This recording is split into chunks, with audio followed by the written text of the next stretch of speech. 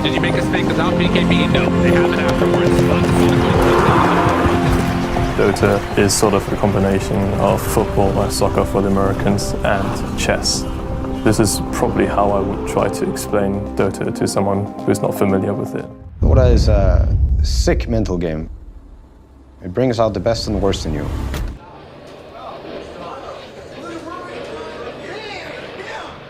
Ten years ago, competitive gaming wasn't even really a thing.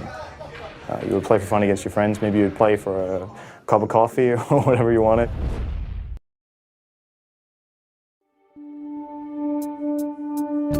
Watch the forums go nuts, guys. Watch the forums go nuts. It is actually confirmed. It is off the frickin' hook. $1.6 million prize pool. That is for the winner. $1 million for winning Dota. It's the largest prize pool of any gaming competition to date. It just felt like the start of something big, like a revolution. I'm handing out a tournament prize of $1.6 million.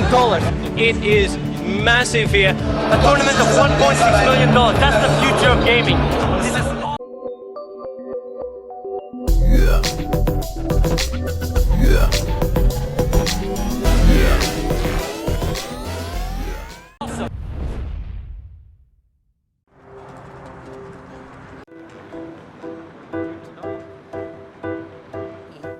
During all his conscious life, we were trying to stop him from playing. We were hiding our computer cord everywhere in our apartment, but he always found it. when he first came on the Dota scene, he looked like a 12-year-old boy. Everyone was just like, who is this kid? There's no way you could take this guy seriously. And then he would destroy you in games. He can make really good moves. His moves, I think, are unique, and they might win you the game.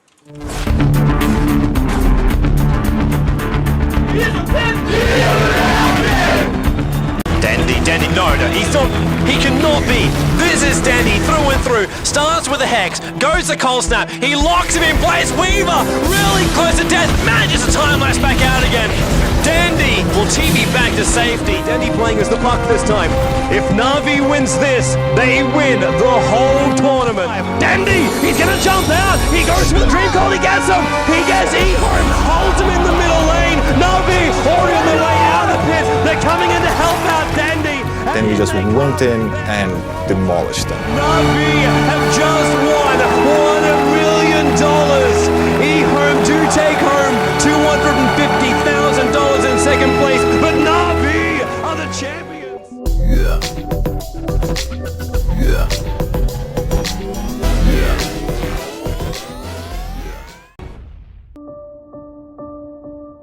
When I first met Sumail, I knew this kid was going to be big. Looking at Roshan. Sumail! The 5-man pile! Sumail! He gets every single one! Sumail hits them all! He's the youngest millionaire in the history of esports, and arguably the single greatest Dota player of all time. My dad worked really hard to get me and my family here. I live with 8 family members in a small apartment, and I share my room with 3 family members. His desire to compete at the highest level, his will to be a professional, that was the most prominent thing that I got from him. Then, DAC happened. The 2015 Dota 2 Asia Championships, nicknamed Mini TI on account of its $3 million prize pool, was Sumail's chance at redemption. But it was in Game 3 of the Grand Finals against Vici Gaming where Sumail put on what is quite possibly the most fabled performance of his career. But things got off to a rough start. Not so sure. Still chasing, but Earthshaker coming into position. Now they're going to have a fissure. Is it in time? 1 raise, 2 raise. They get the kill again. Now they're going to mid again. Looks like the Shaman is 3rd time the charm as well. Well, first, second war. Sumail trying to run in, dodge that last raise. It's not going to happen. FY and Fenrir just wrecking Sumail mid. There's going to be a little pressure towards the Snigma. Rotating in, though, is your Earthshaker. Mid lane, Sumail again. Sumail caught out. He got a kill. Going down.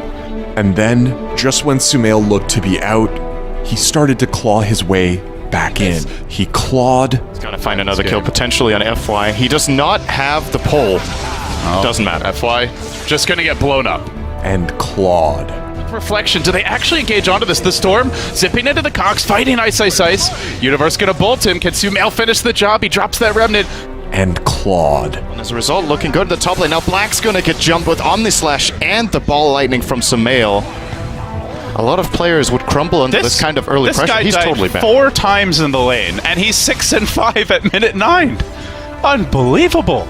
Until Game 3 of the DAC Finals turned into the Sumail show. Go for 2 is the real question. They get the Hex off on Universe. Sumail zipping into the Cogs, but they have no lockdown. That Zeus ulti coming out. Massive damage. Now the Omnislash. Black gonna get blown up. It's 3 dead for Vici. They're in danger here. Super needs to turn it. He tries to go into Universe. Blade Fury working him into Black Hole. It's gonna be 5. EG again. Outmaneuvering Vici Gaming in the clutch. A triple for Sumail. It worked once. Can it work a second time? Super just barely caught by the Black Hole. They're looking to wipe them all. The Witch Doctor gonna get run down by your Storm, and they've still got a pull left for Super. He walks in. He wants to at least get racks out of this. He'll get nothing. Pull back. Wiped at the base. A triple for Sumail. EG just won over $1.3 million. 4 days before his 16th birthday, Sumail had won the 3rd largest tournament in the history of esports. Now, with a premier tournament win under his belt, it was time for Sumail's real test, the International. On the back of Sumail's Ember Spirit, EG had taken control of the series. By Game 4, it was too late. Sumail's Storm Spirit had been given free reign.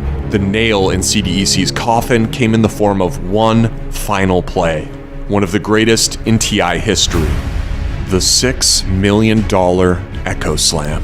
There is no hook shot. They're all together. PPD, here comes the Ice Blast, ready for the dog! In from Universe! It's a disaster! CDEC! They're gonna get wiped from the face of the earth, apart from aggressive. He'll jump out, but the wombo combo perfectly hits from Evil Geniuses, and now they will take Roshan. Sumail is back, they'll get the Aegis of the Immortal.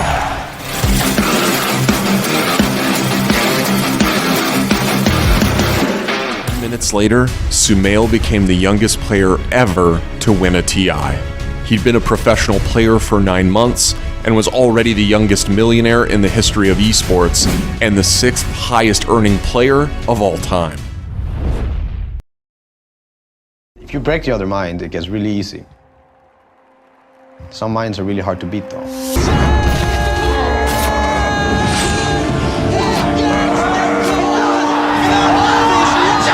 Hi, I'm Johan Sundstein, and people call me Notel. You can't really think of Dota without thinking about Notel. He's that big a part of the history of the game. Your grand champions of TIA! Certainly TI is the biggest esports event in terms of cash pool, and right at the top is Notel. You win 2 TIs, that's what happens. The beginning was very modest. I started with $200 salary and playing for headsets. Played 4 years in Dota without any real success, so I had to wait. I had to wait and work really hard to get anywhere. Kept working hard and kept getting places, and eventually, 2018 got the goal I'd set myself. Finally won the one tournament that I really wanted to win. This is so crazy. You're making me cry. Stop No, but really, thank you, Sebastian, and of course everyone else. Just feeling so lucky, feeling so good. Woo!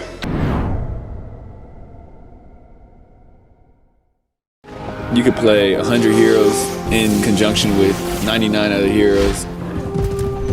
It's just non-stop possibilities, and it's so much fun, and you know, it's like the same map every single time, but it literally never gets boring. I would say Dota is a way of life.